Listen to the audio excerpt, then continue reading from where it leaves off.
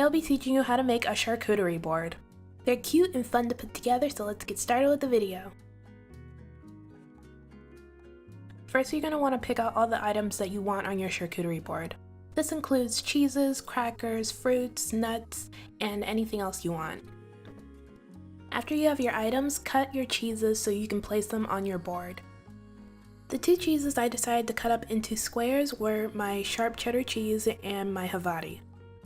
You can make a cheese board with at least 2 to 3 cheeses, but usually they'll have like 4 to 5. When you do pick your cheeses, try to pick ones that are different from each other.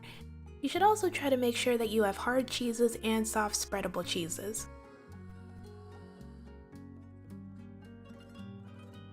Next, I'm going to cut the fontina cheese. First, I cut off the wax.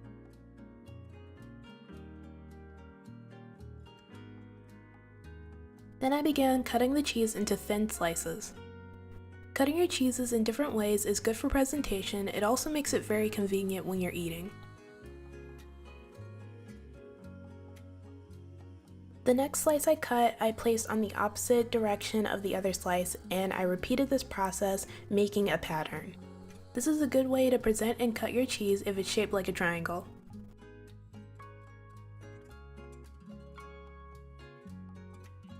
When you finish cutting your cheese, you can set it to the side until you're ready to place it on your board.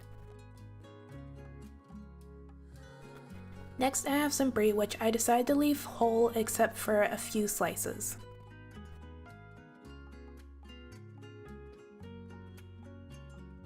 Next, we're going to prepare our meats. The first meat we're going to prepare is salami, which we're going to turn into a rose. Place 3 pieces of salami on a shot glass. Then keep layering your salami over the edge of the shot glass. Make sure you're not overlapping your salami on the same area as your previous layer.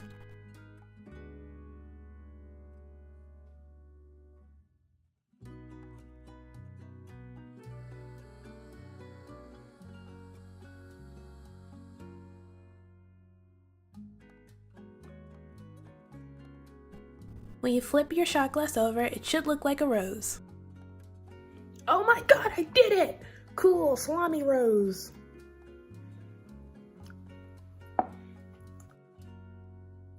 Next, I have some capicola, which I'm just going to roll each piece and stack on top of each other. Capicola is a thin slice of dried pork. By the way, I got my meats in a variety pack, which I totally recommend you do because it's way cheaper than buying them individually. That way, if you get the variety pack, you have a variety of meats to put on your board. And now I'm going to take my prosciutto and I'm just going to fold each piece. Prosciutto is thinly sliced dried cured ham. The slices were so thin that I couldn't completely take them all apart, but I folded them to make a sort of ruffled look.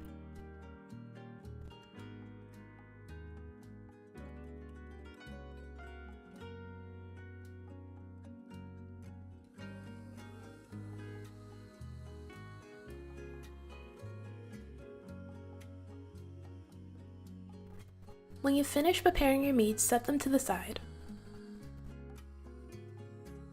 Next, we can move on to our fruits. You can use whichever fruits you want, whichever is your favorite. I am going to cut up an apple. The apple was the only one that I had to cut up, and I cut it up into thin slices. The rest of the fruit that I got, I was just going to clean and place on the board.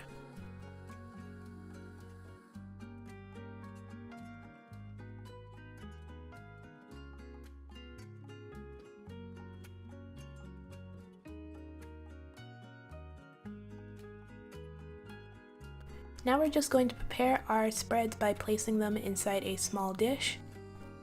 The 2 spreads I got were strawberry and fig.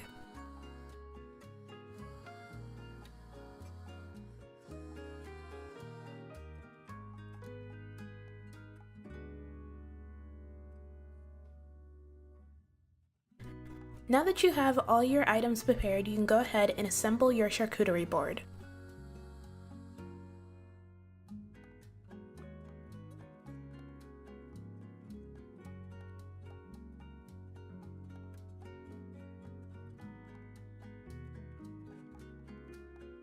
Try to place anything that might roll off your board in the center.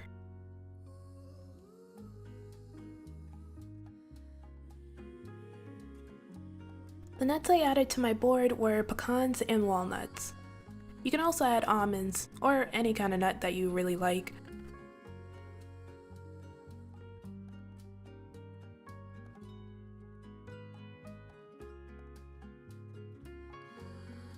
I added goat cheese as one of my spreadable cheeses. You can also use ricotta cheese or cream cheese.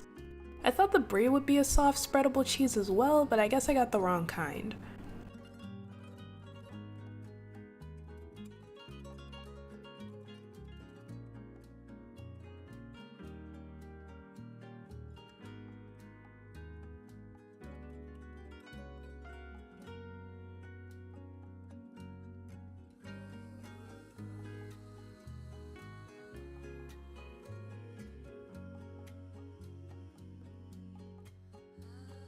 I also added some honey onto my honey goat cheese, which by the way tasted really good.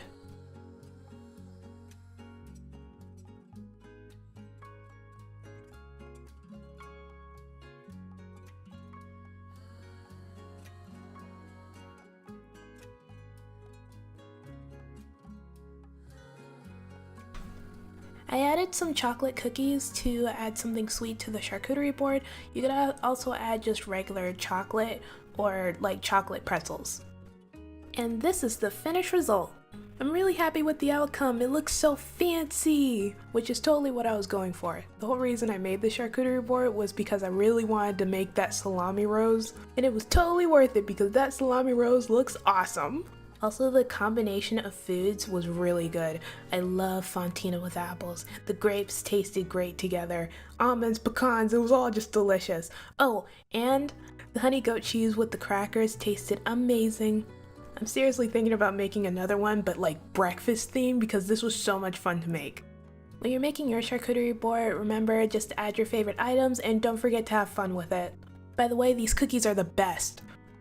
Alright, that's it for this video. Thank you guys so much for watching. Everything I used in this video will be down in the description below. Even some suggestions as to other items that you can place on your charcuterie board. I really hope you guys enjoyed. Don't forget to like, comment, and subscribe. Bye!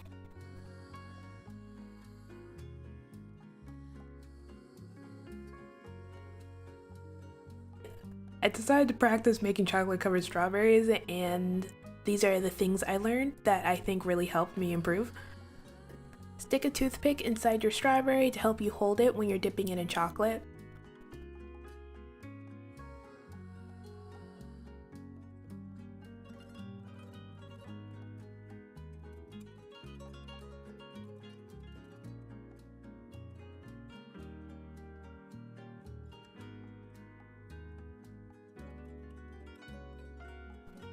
Drizzle chocolate on your strawberries over the bowl with your remaining chocolate so you don't waste any.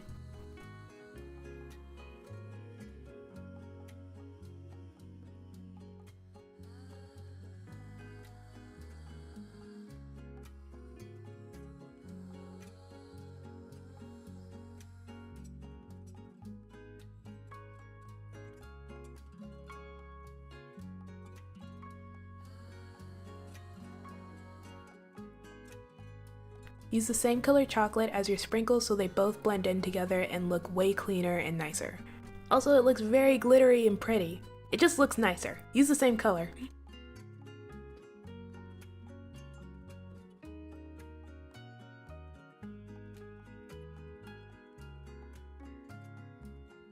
I've said this before, but it's way better to pipe your chocolate into your letters so it comes out cleaner. Using a piping bag ensures that the chocolate gets into all the nooks and crannies of your mold.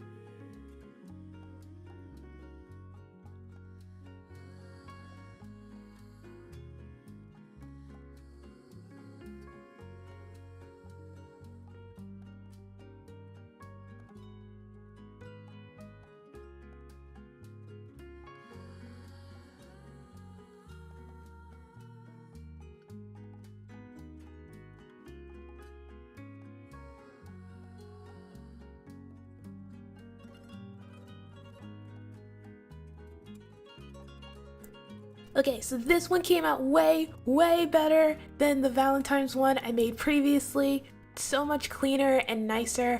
I think I might do another one next month and film it just because I love making these and getting practice in. It just looks so pretty. I can't get over how pretty it looks. I'm totally doing this again. I love making these. But seriously, this is totally the end of the video. Okay, bye!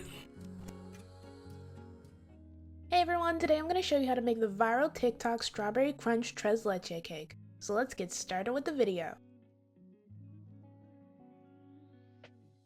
Begin by pouring strawberry cake mix in a large bowl.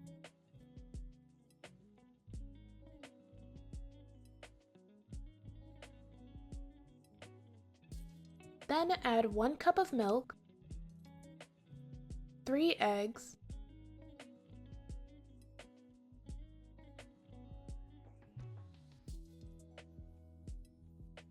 and 2/3 cup of vegetable oil. Then with an electric mixer, beat everything together on low speed for 30 seconds.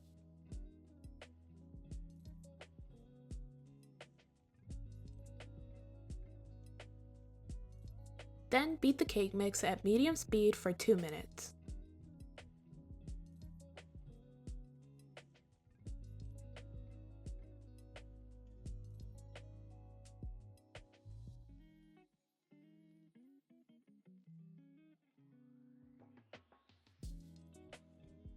When you're finished, set the cake batter to the side. Next, grease a 9x13 baking dish. Then pour the cake batter into the baking dish.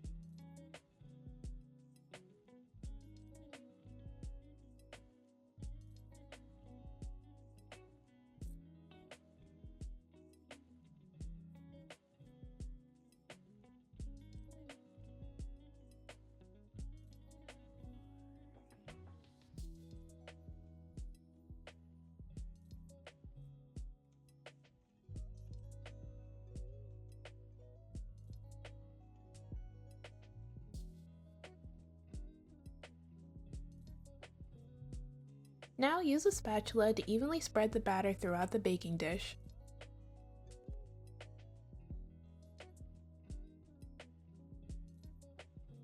Next, bake the cake at 350 degrees for 23 to 28 minutes, or until you can insert a toothpick into the center of the cake and it comes out clean.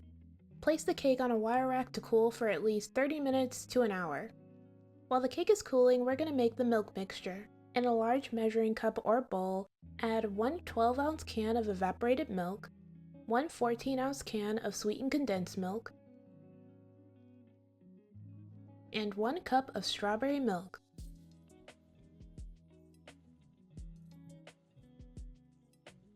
Then mix everything together until well combined.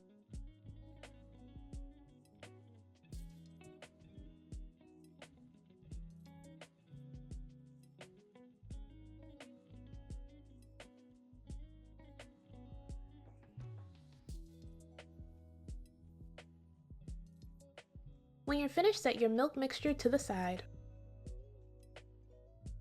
Once the cake is cooled, cut the edges off of the cake.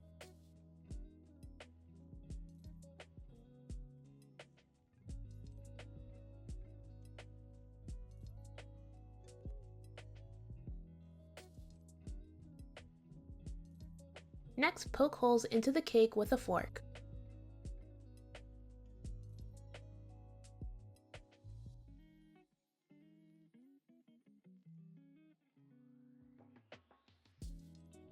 Next, slowly pour the milk mixture over the top of the cake, making sure to pour near the edges as well.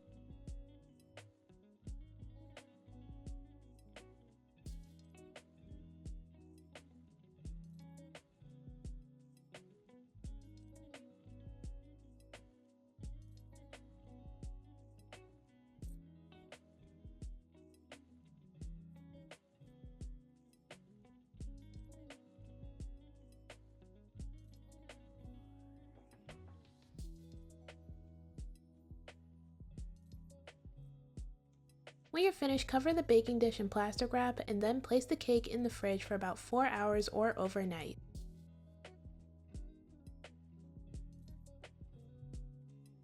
While the cake is chilling in the fridge, we're going to make the strawberry crunch topping. Start by placing 24 golden Oreos in a food processor.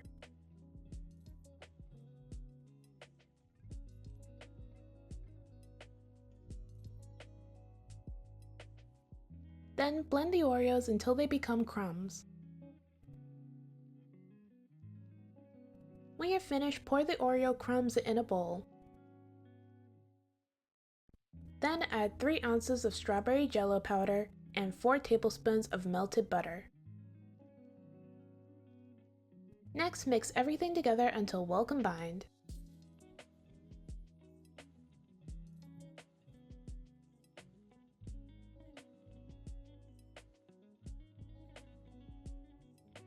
When you're finished mixing everything together, it should look like this. Once you're finished making the strawberry crunch topping, set it to the side. Now we're going to make the whipped cream. In a large bowl, add 2 cups of heavy whipping cream, 2 to 3 tablespoons of sugar, and a half a teaspoon of vanilla extract. Then, with an electric mixer, beat the mixture until stiff peaks form.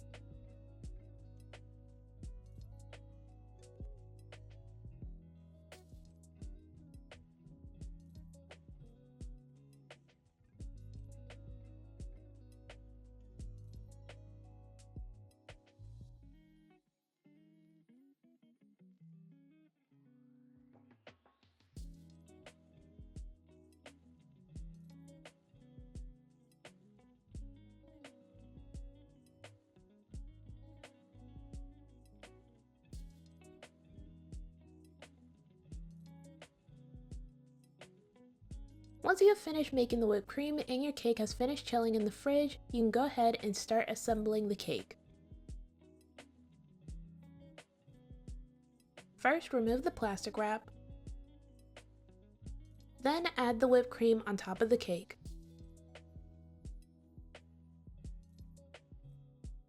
Evenly spread the whipped cream all over the cake.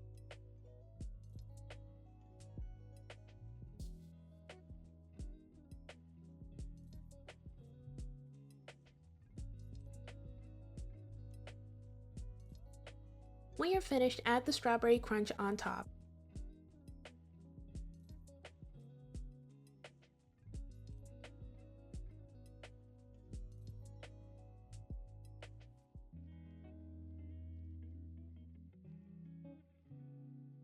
Next, decorate the cake however you like. I decorated the cake by piping dollops of whipped cream on top.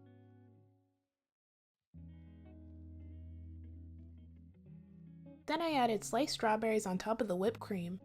Oh, and by the way, I also dipped the strawberries in strawberry glaze before slicing them and placing them on top.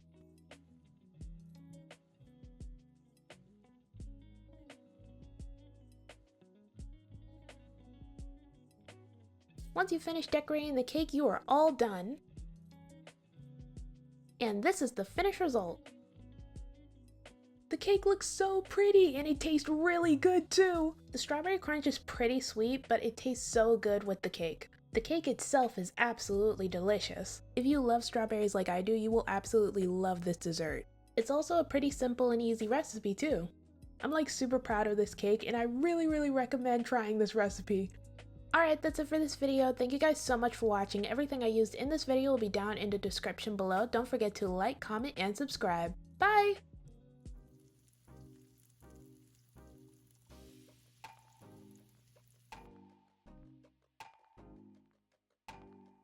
Hey everyone, today I'll be teaching you how to make this delicious steak and shrimp surf and turf. This came out beautifully and I can't wait to show you guys, so let's get started with the video. Begin by peeling 4 russet potatoes.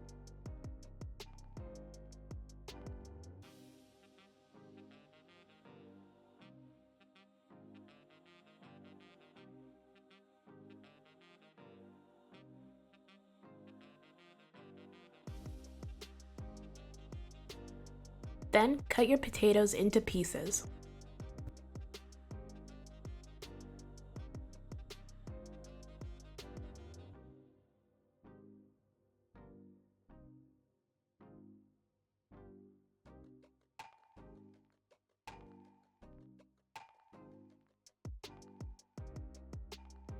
When you finish cutting up your potatoes, place them in a large pot.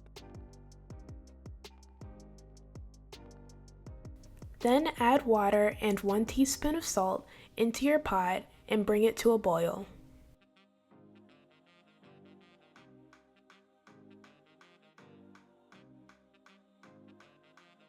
Boil your potatoes for 10 minutes and then check to see if they're done by piercing one of the potatoes with a fork.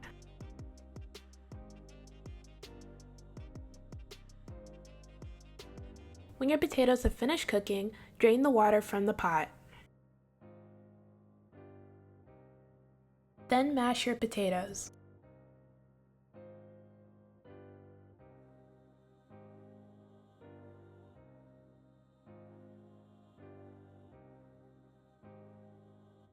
Once you finish mashing your potatoes, add 4 tablespoons of butter. Stir your butter into your potatoes until it is fully incorporated.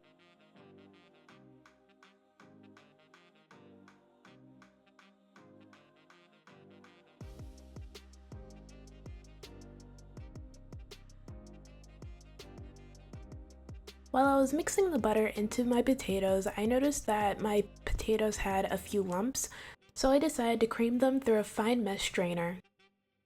I don't have a potato ricer, so using a strainer was my next best option, and it worked out perfectly.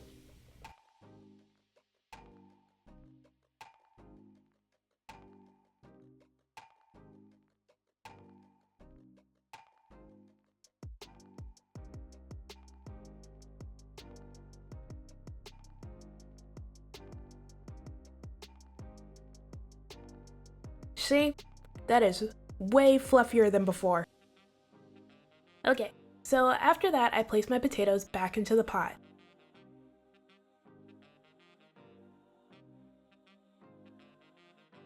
Then, in a small saucepan, I added 1 cup of cream, 2 crushed garlic cloves, and 2 sprigs of rosemary. I mixed all my ingredients together and let it simmer over low heat for about 5 minutes, or until your cream mixture is fragrant. I got the idea to do this from a tasty video I watched, so I wanted to give it a try. I'll have the link to the video down in the description. Then, gradually add your cream through a fine mesh strainer. Make sure to fold the cream into your potatoes until smooth.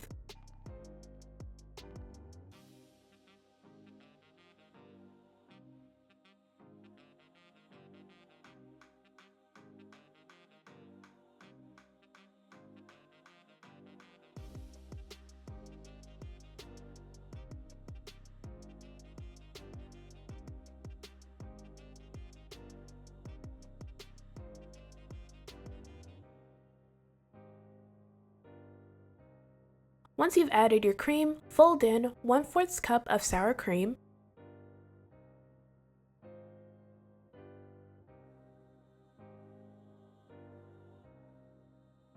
2 ounces of cream cheese,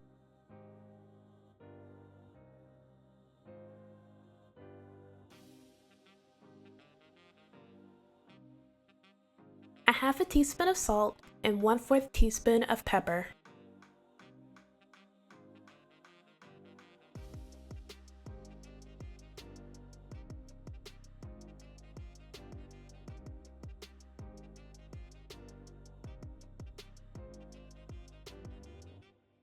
Once your mashed potatoes are nice and creamy, you can go ahead and set them to the side. Next, we're going to make our steak, and we're going to begin by making a steak rub. In a small bowl, add a 1/2 tablespoon of seasoned salt, or regular salt, a 1/2 tablespoon of smoked paprika, 1 teaspoon of pepper, 1 teaspoon of onion powder, 1 teaspoon of garlic powder, 1 teaspoon of oregano, 1/8 teaspoon of white pepper, 1/8 teaspoon of cumin, and a 1/2 teaspoon of brown sugar. Mix everything together until well combined.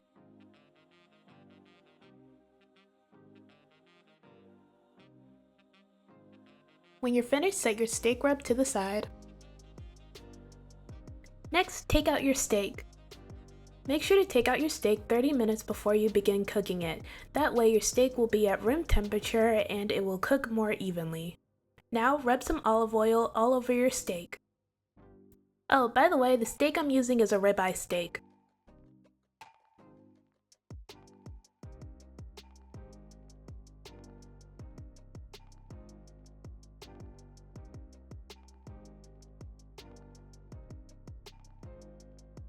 When you're finished, add a generous amount of your steak rub onto your steak. Make sure to coat the entire steak in your steak rub.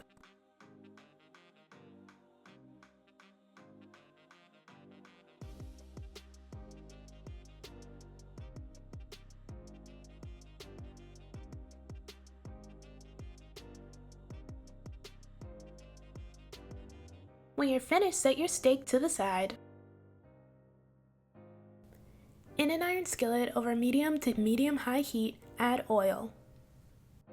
When your pan is almost smoking, add your steak.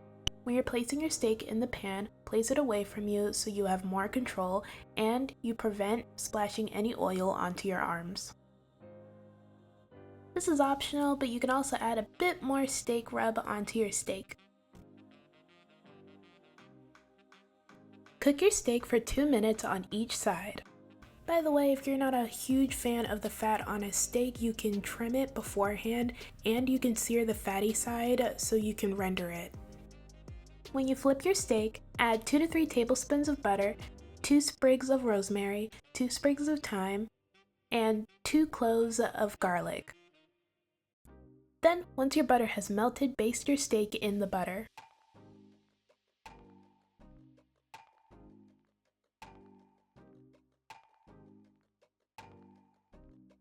When you finish cooking your steak, place it inside the oven at 375 degrees for 6 to 12 minutes.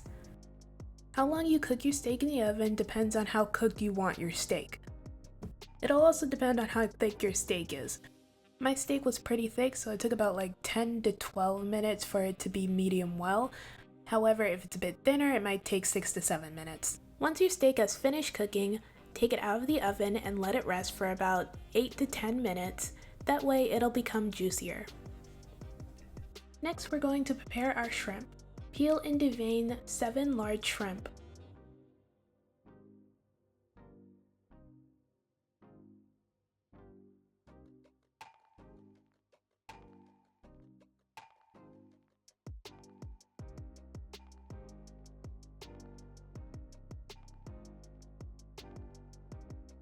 Then, in a pan over medium heat, add some butter. Once the butter has melted, add your shrimp.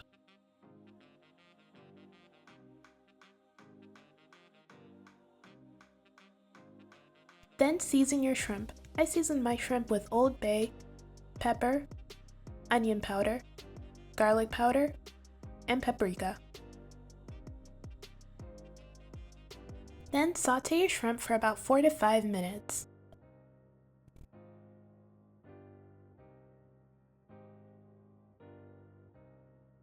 When you finish cooking your shrimp, set them to the side. After you finish cooking your shrimp, we're going to prepare our asparagus. In a large pan over medium heat, add butter. Once the butter is melted, add your asparagus. Season your asparagus with a bit of salt and pepper, and then add a bit of lemon juice. Lemon juice is optional.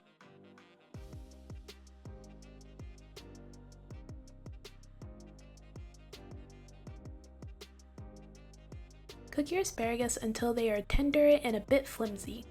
After you finish cooking your asparagus, you can plate everything together.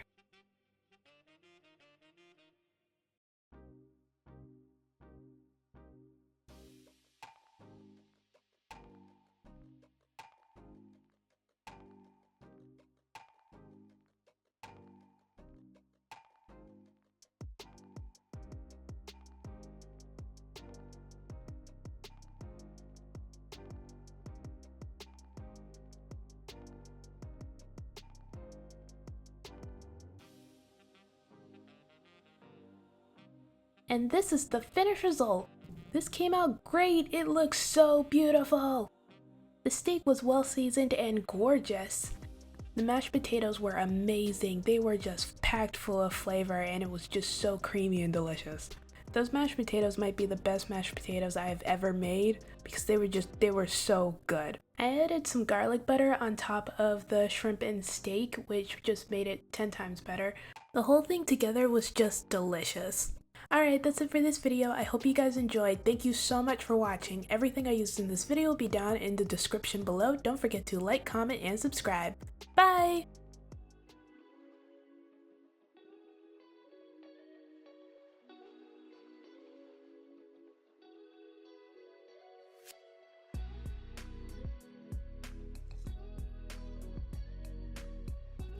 Hey everyone, today I'll be teaching you how to make these cute Smashable chocolate hearts. In small separate bowls, melt your chocolate.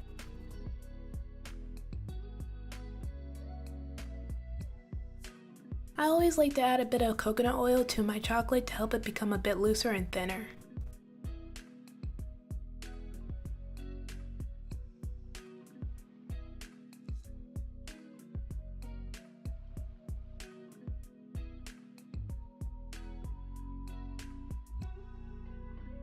For the Smashable heart, I'm going to be using these strawberry flavored candy melts. They smelled and tasted delicious, so I thought it would be perfect for the heart.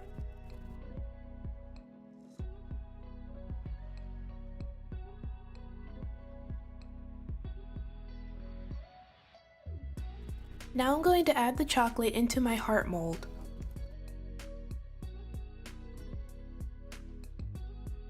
I used a silicone brush to coat the mold in chocolate. However, this isn't the best method to use when you're making your heart. I'll explain why later in the video.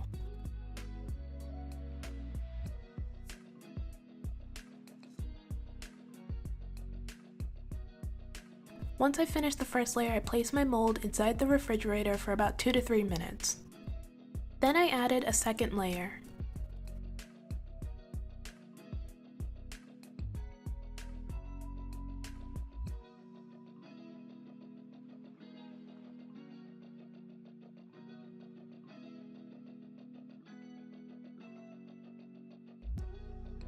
When I was finished with the second layer, I placed the mold back into the fridge for another 2 to 3 minutes.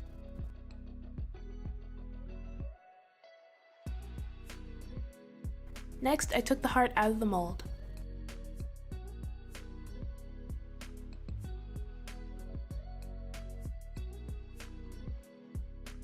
While the heart came out fine, you can see that there are blemishes that sort of look like scratch marks. I believe this comes from brushing the chocolate onto the mold.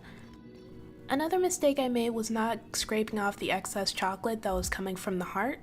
But other than those few mistakes, I think the heart came out pretty well. I ended up taking off that excess chocolate later, so it still looked pretty good. Now I'll be showing you a better way of making your heart that'll give it a cleaner look. Add your chocolate or candy melt into your mold. Then swirl the chocolate around in the mold until it is completely coated.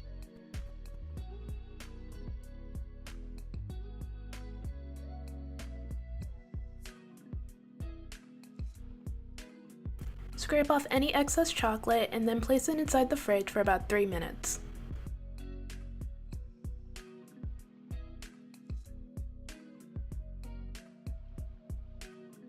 Now add a second layer. I only added chocolate to the sides and anywhere where it looked like there was a thin layer of chocolate.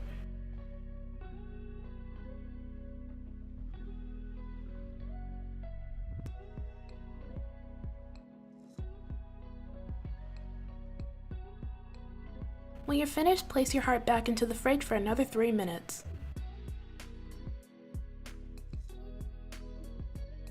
Scrape any excess chocolate off and then take your heart out of the mold. Make sure you're super gentle and careful when taking your heart out of the mold. You can already see a huge difference. The heart is a lot cleaner than before and a lot smoother. However, even though this one looks better, I'm still going to use the pink one because it goes with the color scheme I planned out. Now we're going to add chocolate to our letter molds. This part's optional, but you could add chocolate words to your heart. And it would be best if you piped the words into the mold instead of just adding chocolate from a spoon, because the letters will come out more even. And if your chocolate overflows, you can just scrape it off with a knife. I'm going to add onto my heart "Be Mine," but you can add whatever you want to say.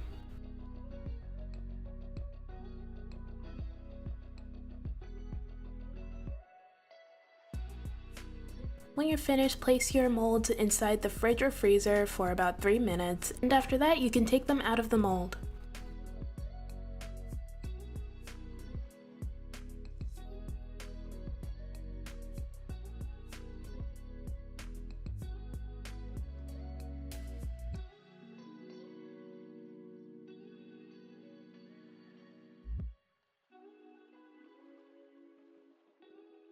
Once you've taken everything out of the mold, we can begin placing everything onto the heart. Now I'm going to use this edible adhesive to stick my letters onto the heart. First, lay out where you want your letters to be and then add your adhesive.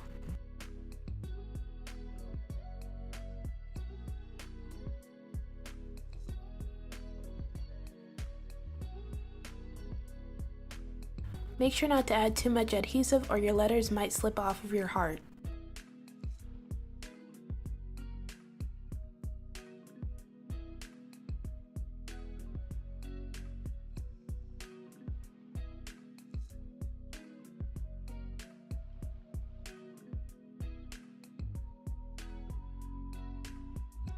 Next, I drizzled on some white chocolate on the side of the heart.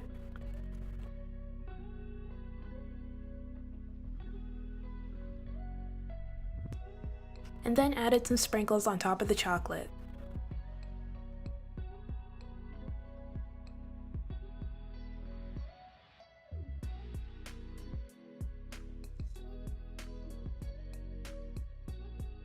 Now just wait for the chocolate to harden and you are all finished. Next, we're going to make some strawberry hot chocolate bombs. Add about 1 tablespoon of your melted chocolate into your heart mold. If you're using a circular mold, then add about 2 tablespoons of chocolate. Using a brush, coat the mold in chocolate.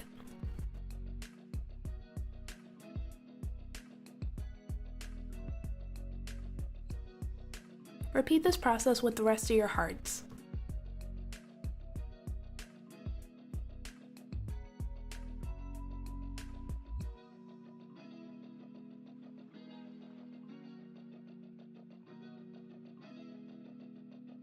Then place your molds in the fridge for about 3 minutes. Now add a second layer.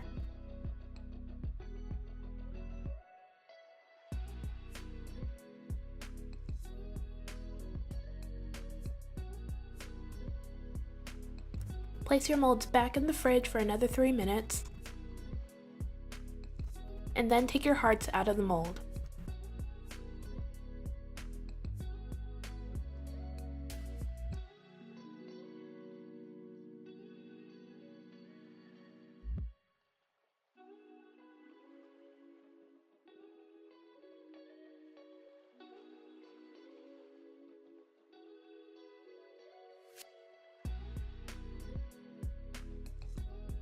Next, take 1/2 of your heart and add 2 tablespoons of strawberry Nesquik.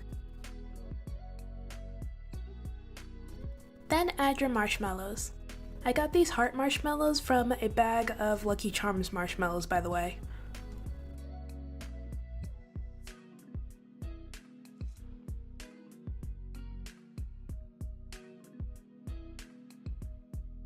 If you want to make a regular hot chocolate bomb, add 2 tablespoons of hot chocolate mix.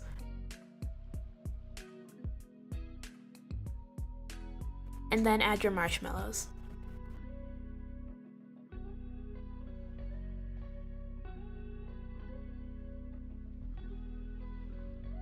Place the other half of your heart on a hot pan, just enough to melt the edges. Then place both sides of the heart together. The melted chocolate from the edges of the other heart will glue both sides together.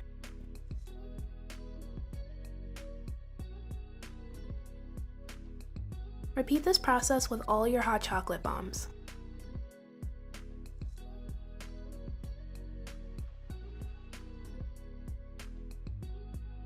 Using leftover white chocolate and a brush or a piping bag full of chocolate, cover up any holes in your hot chocolate bomb.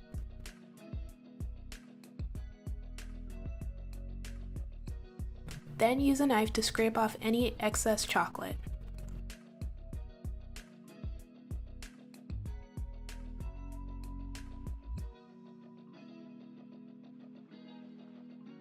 Now you can decorate your hot chocolate bombs. This is honestly my favorite part, especially since I found a lot of cute sprinkles at Walmart that I was excited to use.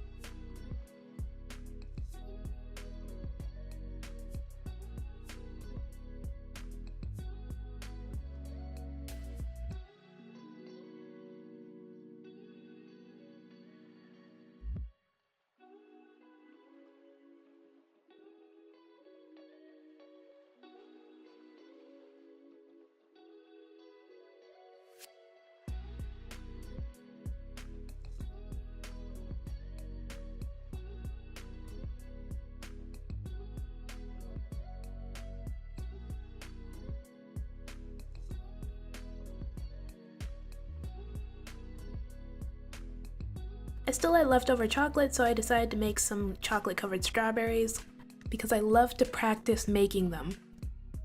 I started by cleaning my strawberries by placing them in a bowl of warm water and adding about a teaspoon of baking soda.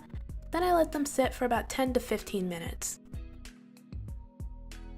After that, I rinsed the strawberries and pat them dry. Hold the strawberry by the leaves and then dip it into the chocolate. Try to cover as much of the strawberry as you can in the chocolate.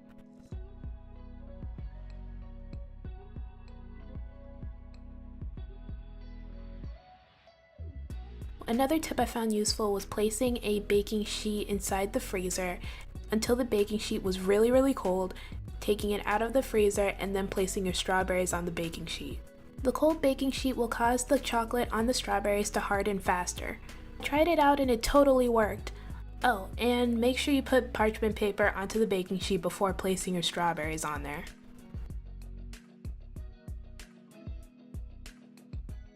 Another thing I found out that I was super excited about was that you could put a thin layer of edible adhesive on your strawberries and then add a bunch of sanding sugar on it. Enough sanding sugar to coat your strawberry with. I really like doing this instead of adding the sprinkles immediately after you take the strawberries out of the chocolate.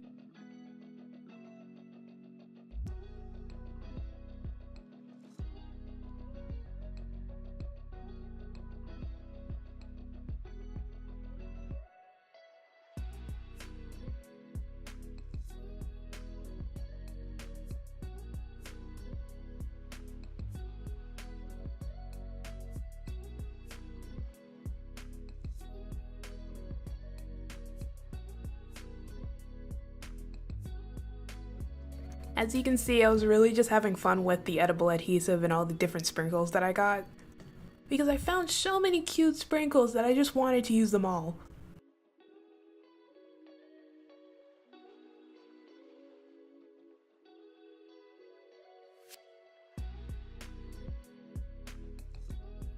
After I was finished with my strawberries, it was time to put everything together. For your Smashable heart, you can put anything you want under there, but I decided to add candy.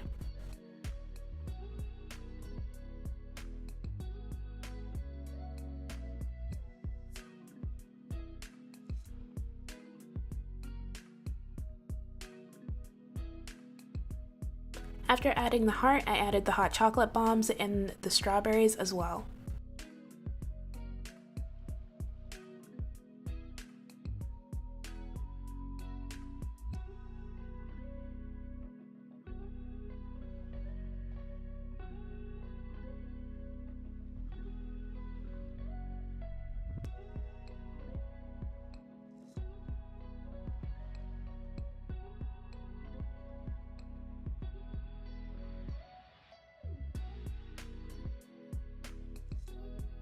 And this is the finished result. It looks so pretty! As you can see, I might have gone a tad bit overboard with the sprinkles, but in my defense, and I'll say this forever, they were really cute sprinkles. I always love making chocolate treats like this, and I will definitely be doing this again. Valentine's Day is right around the corner, so I thought this would be perfect. It would make a great gift for the person you love. The heart is adorable and I totally recommend you make it. It's a fun way to surprise someone, plus it's really fun to break.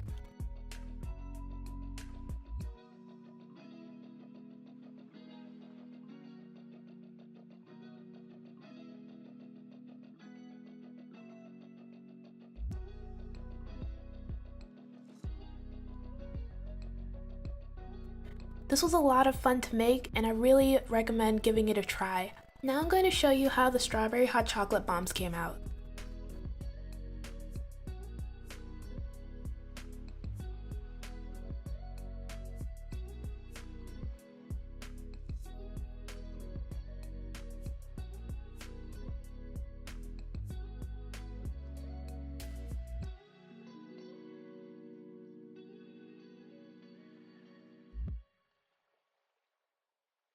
The strawberry hot chocolate bombs were a success. It tasted good and the hearts were adorable. Alright, that's it for this video. Thank you guys so much for watching. Everything I used, including the molds, will be down in the description below. Don't forget to like, comment, and subscribe. Bye!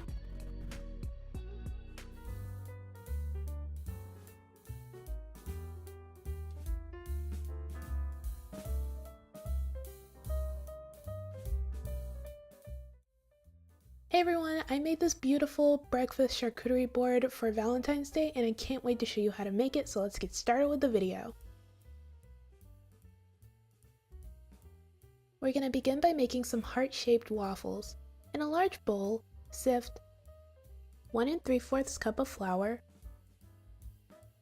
1 teaspoon of baking soda, 1 1/2 teaspoons of baking powder, and 1/2 teaspoon of salt.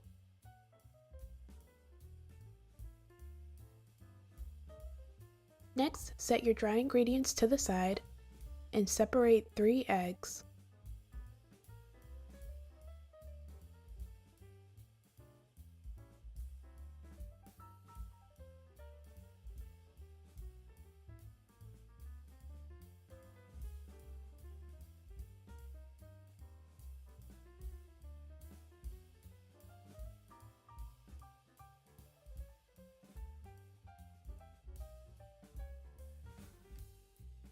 When you finish separating your eggs, set your egg whites to the side. In the bowl containing your egg whites, add 1/3 cup of sugar. Beat the egg yolks and sugar together until the mixture becomes light in color, thick, and smooth.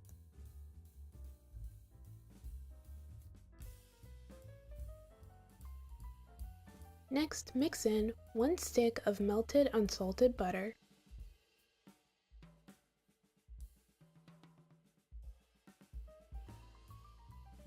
1 3/4 cup of buttermilk,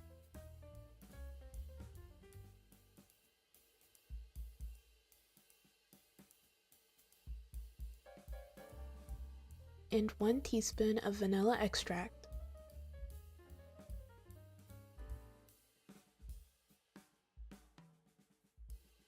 When you're finished mixing everything together, set your wet ingredients to the side. Next, take your egg whites and beat them until stiff peaks form.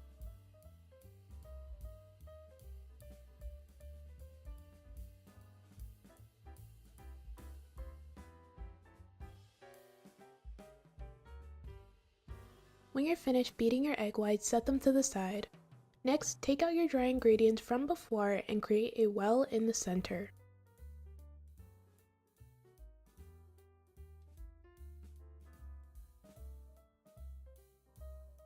Then pour your wet ingredients in the center of the well. Mix everything together until almost combined.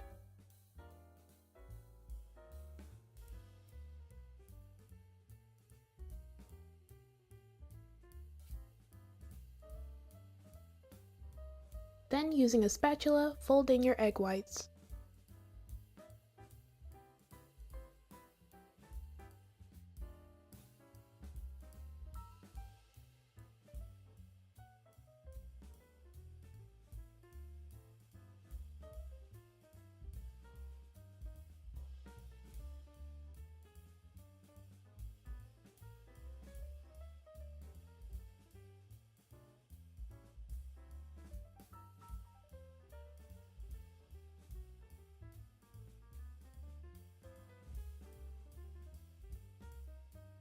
After folding in the egg whites, your batter is all finished.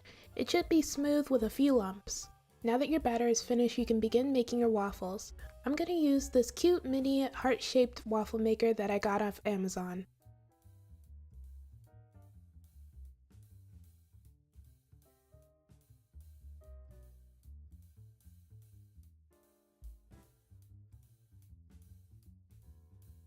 After unboxing my new waffle maker, I made sure to clean it before I used it.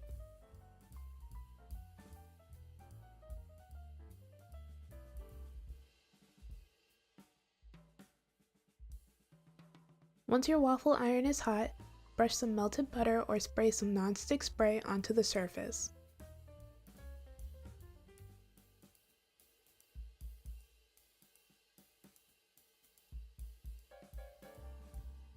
Then add your batter and cook your waffle.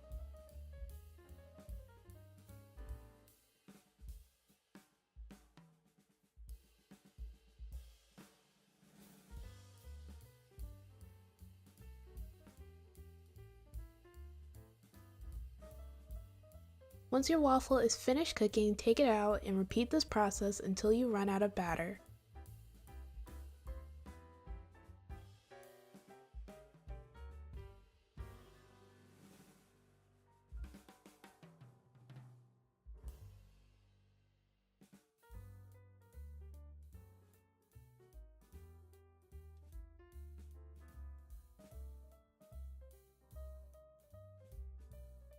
Now that we've finished making our waffles, we are going to move on and make some heart-shaped pancakes. In a bowl, sift 2 cups of flour,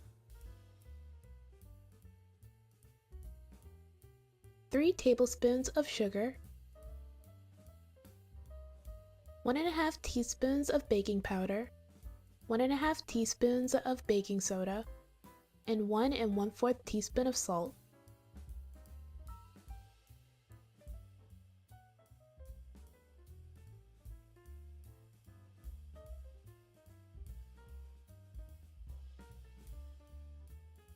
Then create a well in the middle of your dry ingredients.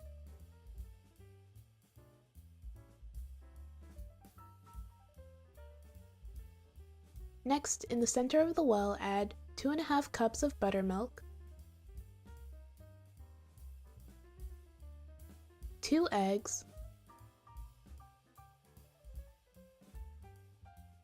and 3 tablespoons of melted unsalted butter. Then whisk everything together.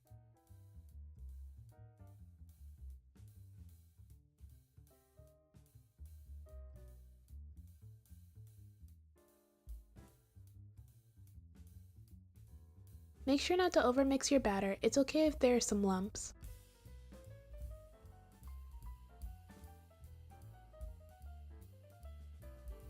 Next, in a pan over medium heat, add a bit of oil or butter.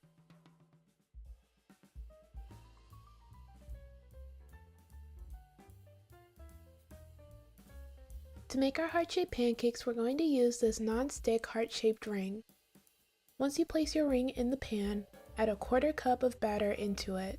Then quickly spread the batter throughout the ring.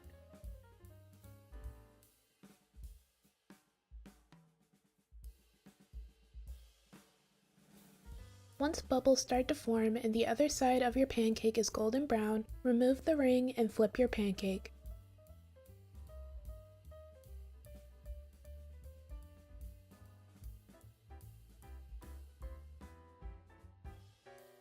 Cook your pancake until the other side is golden brown as well, and then take it out of the pan. Repeat this process until you've run out of batter.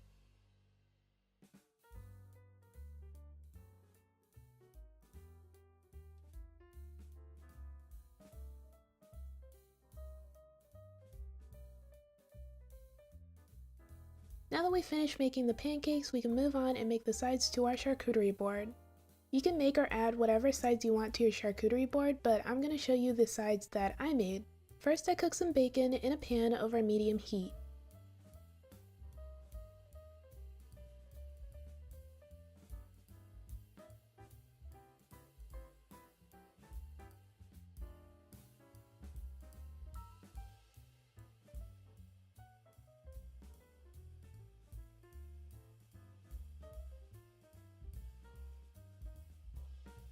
Once I finished cooking the bacon, I removed it from the pan and removed some of the bacon fat.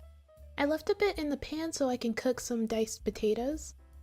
I added quite a bit of diced potatoes in the pan and then I seasoned them with seasoned salt,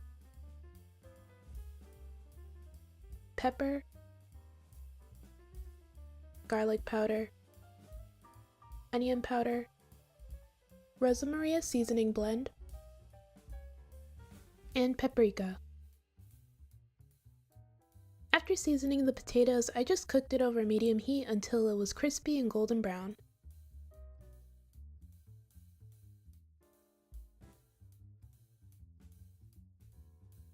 And let me tell you, those potatoes were so good. I ended up remaking them the next day for breakfast. Next, I made some grits. To make the grits, I added a half a cup of grits, 1 cup of milk, and 1 cup of heavy cream into a pot. Then I cooked the grits over medium-low heat for about 5 to 7 minutes while stirring occasionally. By the way, I'm using the Quaker Oats quick 5-minute grits.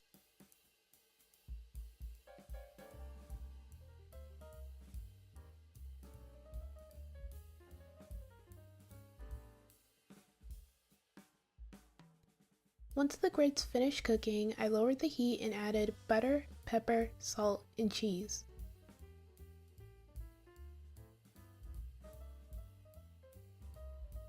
Then I mixed everything together.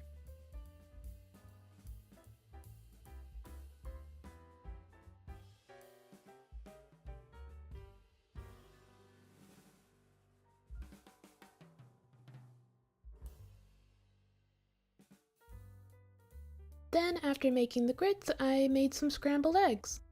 I'm making scrambled eggs because I like scrambled eggs more than I like fried eggs, but if you like fried eggs, then I suggest using the heart-shaped ring to make some heart-shaped fried eggs because I think that would be really cool. To make the scrambled eggs, I basically just cracked 4 eggs in the pan and added a few tablespoons of butter.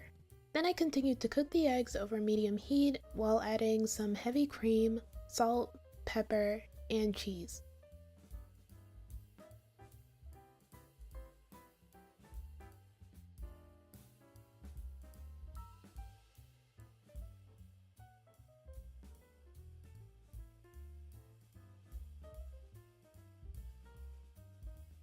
After you finish making your sides, you can begin to arrange your charcuterie board.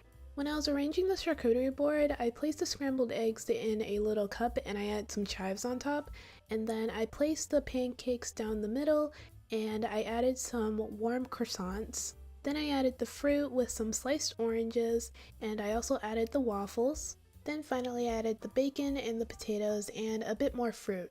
Oh, and I also added the grits in a little cup as well and topped it with some cheddar cheese.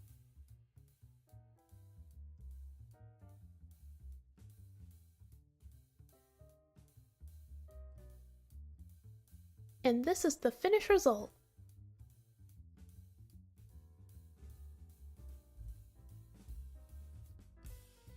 It looks so pretty! Everything looks amazing! I'm super happy it came out exactly the way I imagined it in my head. The heart-shaped pancakes and waffles look so cute. They also tasted really good. Like I said before, the potatoes were really good. I had to stop myself from eating them while I was cooking, so I had enough for the video. The grits and eggs were good as well. Chives on eggs are the best. Overall, I'd give it a 100 out of 10. Seriously, I'm like super proud of this one. Alright, that's it for this video. Thank you guys so much for watching. Everything in this video will be down in the description below. Don't forget to like, comment, and subscribe. Bye!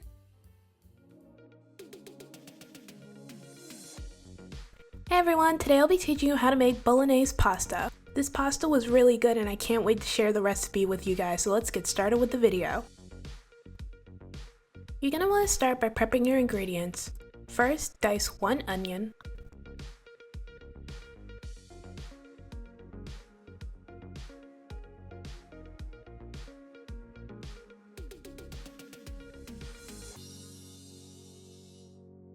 One rib of celery,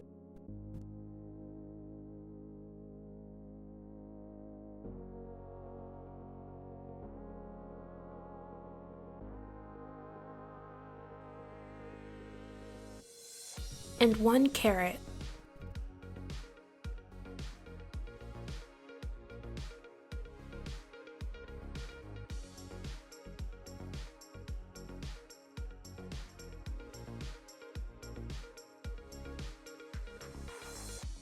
Next, shred some Parmigiano Reggiano and some Parmesan cheese. In a large pot, add olive oil over medium heat.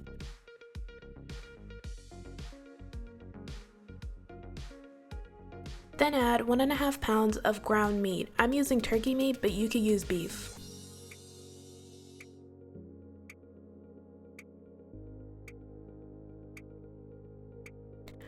Once you've added your ground meat, season it. The seasonings I used were seasoned salt, Creole seasoning, pepper, onion powder, garlic powder, and Italian seasoning.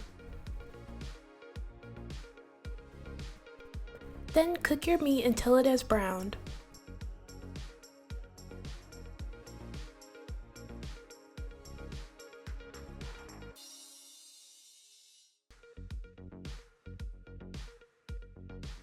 Once your ground meat is cooked, take it out of the pan and set it to the side.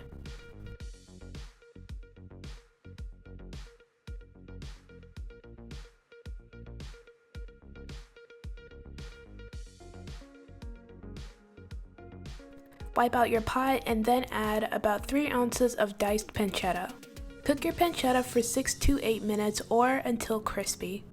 You should be able to get pancetta from the deli at your local grocery store, which is where I got mine. Make sure to ask for thick slices or the dinner cut, and then dice it at home. Once your pancetta is cooked and crispy, add 1 cup of your diced onions, your diced celery, and your diced carrot. Sauté your vegetables with the pancetta for about 5 minutes.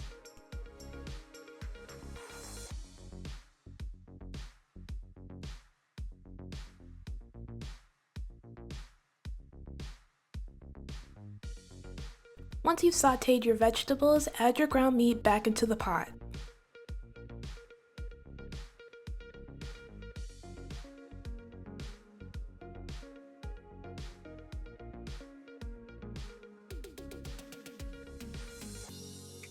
Then add 1 cup of white wine and let the wine simmer for about 10 to 15 minutes until the wine is almost completely evaporated.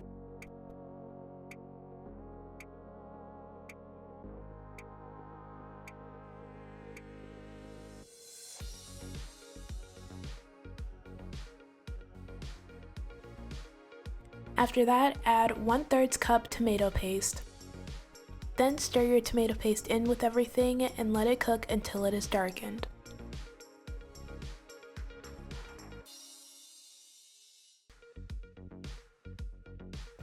This should take about 5 minutes. When you're finished, add 28 ounces of crushed tomatoes,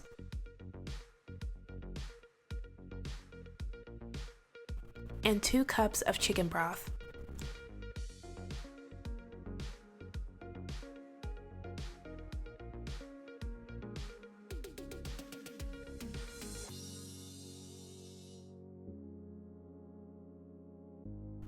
Next, add 1/8 teaspoon of nutmeg and 2 bay leaves.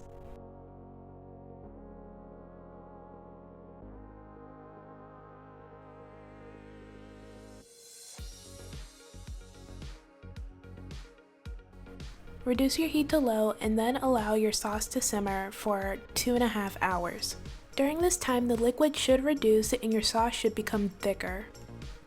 2 hours into letting your sauce simmer, add 1/2 teaspoon of salt, 1/2 teaspoon of pepper, 1 teaspoon oregano, 1 teaspoon basil, 1/4 teaspoon thyme, 1/2 teaspoon of onion powder, 1/2 teaspoon of garlic powder, and 1 teaspoon of parsley.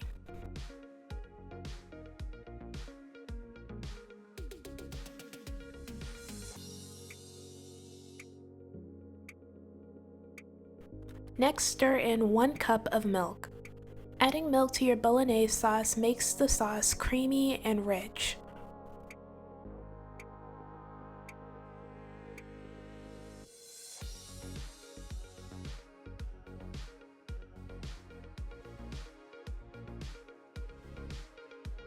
Once you've stirred in your seasonings and your milk, let your sauce simmer for 30 more minutes.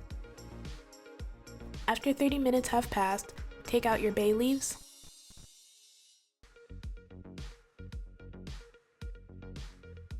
and add 1/4 cup of Parmigiano Reggiano and 1/4 cup of Parmesan cheese.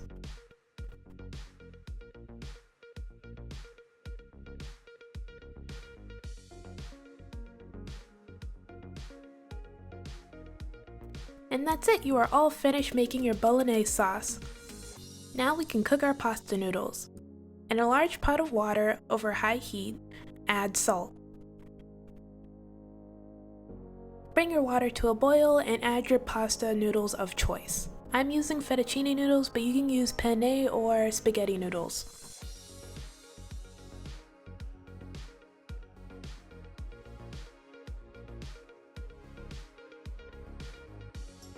And make sure to save some pasta water for later.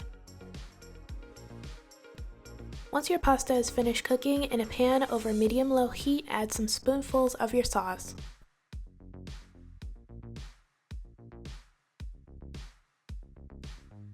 Then add some of your noodles and mix the noodles with your pasta until everything is well combined.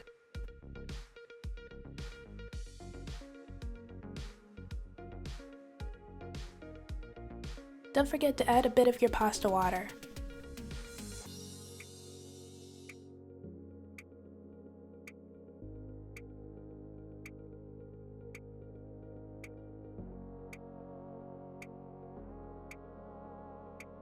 When you're finished, place your pasta on a plate, add some Parmesan cheese and basil on top, and enjoy. And this is the finished result. The pasta was delicious. The sauce was rich, creamy, and flavorful. Bolognese sauce is pretty different from traditional spaghetti sauce, which is very apparent considering that celery, carrots, and milk were added into the sauce. The fresh chopped basil and grated Parmesan cheese made it even better. Usually with Bolognese sauce you'd serve it with pappardelle noodles, but I didn't have those type of noodles, so I just used fettuccine noodles, and it still worked out.